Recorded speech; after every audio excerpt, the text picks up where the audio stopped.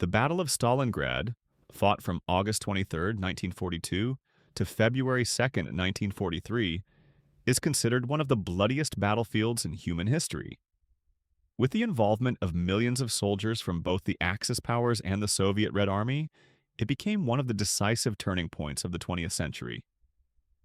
The battle concluded with a resounding victory for the Soviet Union, which managed to halt and annihilate a formidable force of 1.6 million of the most elite soldiers from Nazi Germany and its allies.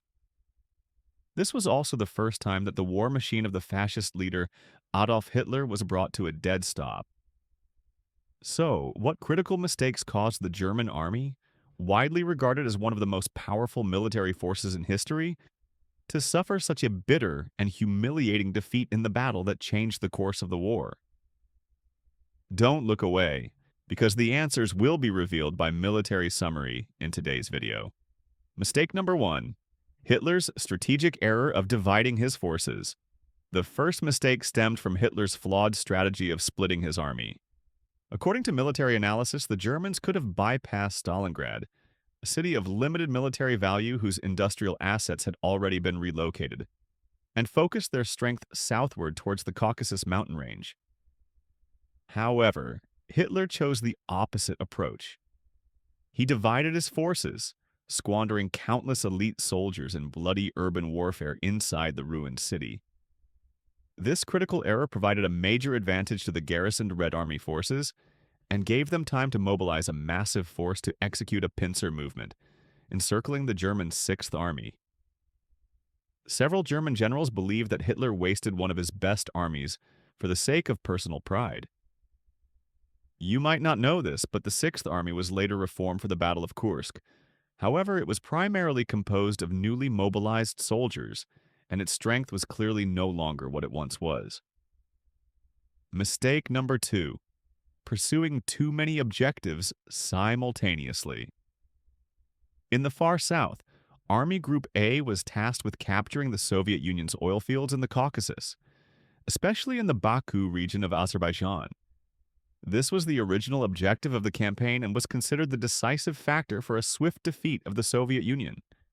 However, later realizing the terrain of the Caucasus was too treacherous, Hitler diverted forces from Army Group B to fight at Stalingrad. Consequently, the Germans lacked sufficient manpower to threaten Baku. Conversely, if Hitler had abandoned the Caucasus offensive, he could have funneled troops from Army Group A to Stalingrad to reinforce the weak flank of Army Group B and perhaps even assist in the urban combat. But clearly, Hitler's ambition far exceeded the German army's capabilities. Attempting to strike two major blows at once was a strategy that fatally overextended their forces. Mistake number 3. Extremely weak flank protection. Next, the fact that the forces protecting the flanks of the main army groups were too weak was another critical factor contributing to the German defeat at Stalingrad. By November 1942, the German spearheads had revealed a serious vulnerability. They had advanced too quickly, stretching the front line over hundreds of kilometers and leaving their flanks exposed. Lacking sufficient German troops, these flanks were protected by Allied Axis armies from Italy, Hungary, and Romania. As you may know, these Allied units were far inferior to the Germans in both combat capability and defensive strength. German military officials had warned Hitler about the risk of being outflanked and encircled by the Red Army. However, this issue was ignored and Nazi Germany paid the price. In late 1942, the Red Army amassed the necessary combat and reserve forces and, within 4 days, shattered the German flank defenses at Stalingrad. This counteroffensive, Operation Uranus, encircled over 300,000 German and Axis troops and allowed the Soviet Union to seize the strategic initiative in the war. Mistake number 4, Hitler's micromanagement and lack of trust in his generals. Those were Hitler's strategic blunders, but within the German army itself, problems arose from Hitler's refusal to empower his generals. During the assault, the German forces failed to push the Soviet defenders away from the flanks of the Sixth Army, leaving it vulnerable to a pincer movement. Hitler's obsessive determination led him to constantly interfere with strategic planning, which caused dissatisfaction and a lack of respect from his generals. Stalin, on the other hand, had learned from the fascist leader's mistakes.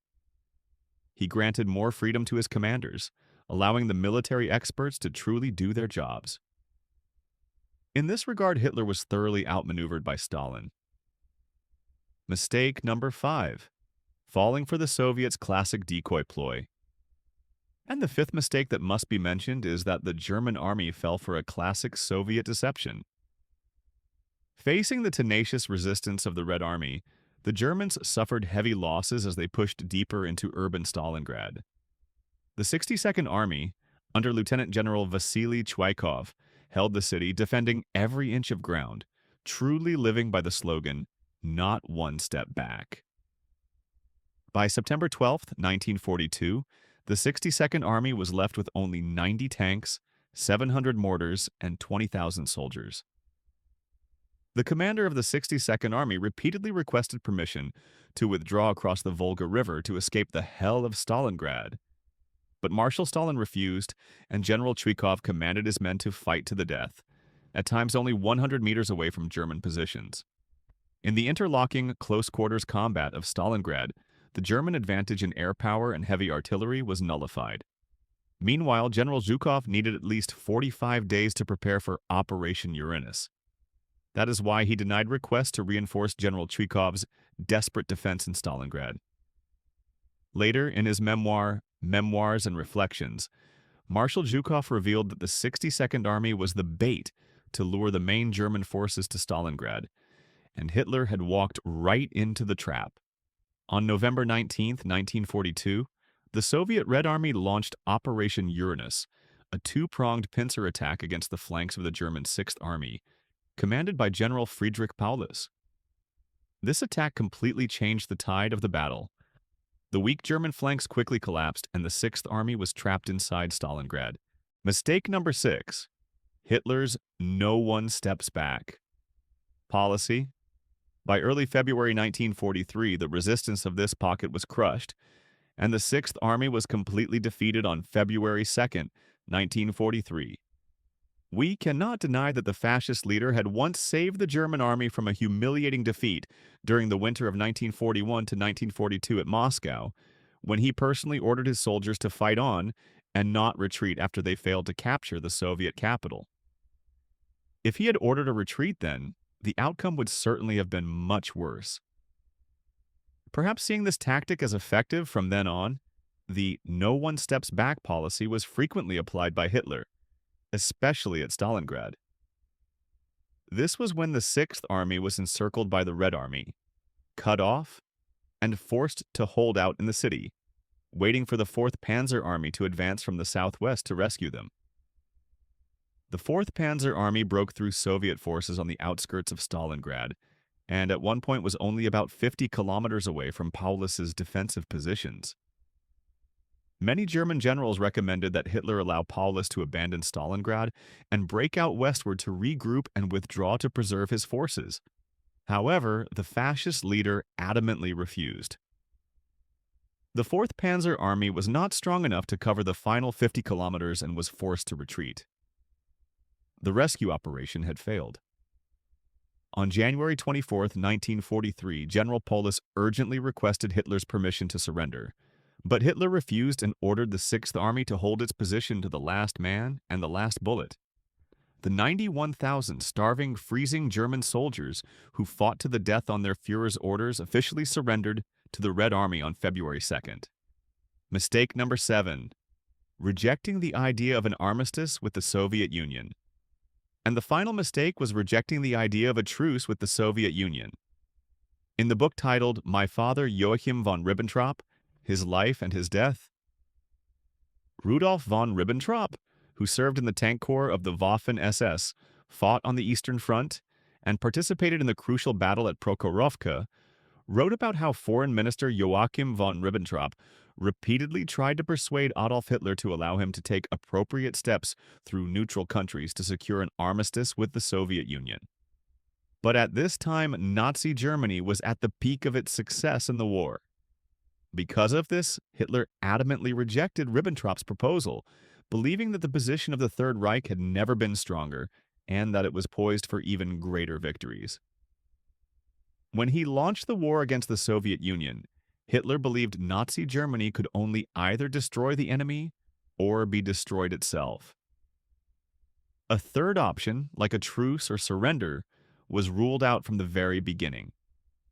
Nevertheless, the Stalingrad battlefield was also a place that demonstrated the will and discipline of both warring sides, the German and Soviet armies. Their losses were incredibly horrific. It was estimated that a new recruit assigned to some frontline units would not survive more than a day, and an officer no more than 3. These were just 7 objective reasons that led to the defeat of Nazi Germany in the historic Battle of Stalingrad. In your opinion, were there any other special factors? Comment right below the video. Don't forget to like and share if you found this video interesting. For now, goodbye and have a great afternoon.